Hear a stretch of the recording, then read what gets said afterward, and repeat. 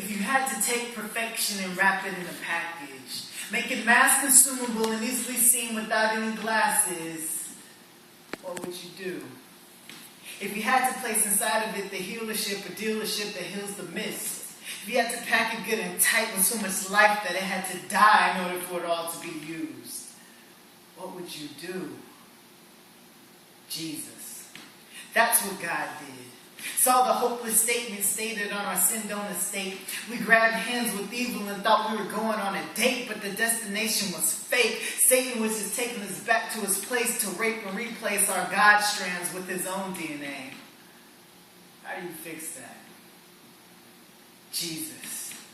If you had to take life, the golden essence of this planet, the choice wine of earthly elements, and distill it so that no one can steal it and still drink of it.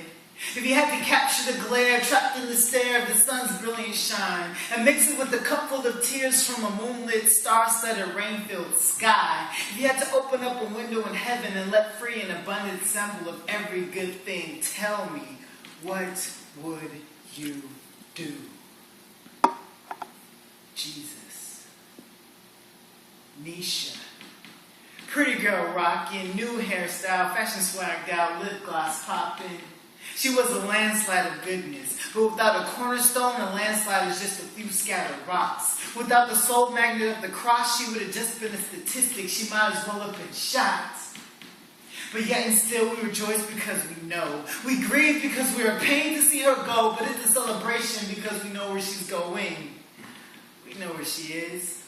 It's like she left the schoolyard to go to a mansion house party, a party for which all of us have been issued an invitation, written in elegant script and placed in the blood-red envelope. It's like Valentine's Day in heaven. Salvation. NESHA's glow was not her own.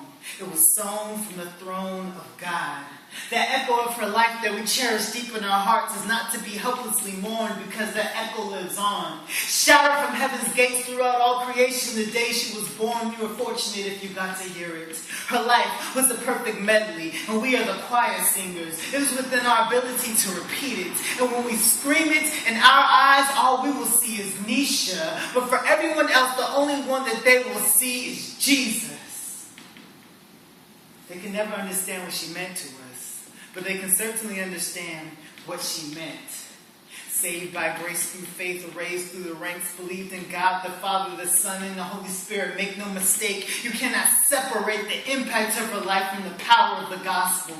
The bruised, battered, sacrificed, and atoning body of Jesus shed a runway of red, and she was the model.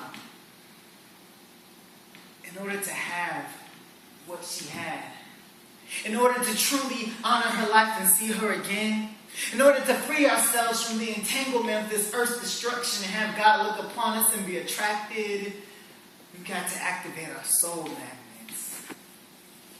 Confess with your mouth that Jesus is Lord and believe in your heart that God raised him from the dead. That is how NESHA lived.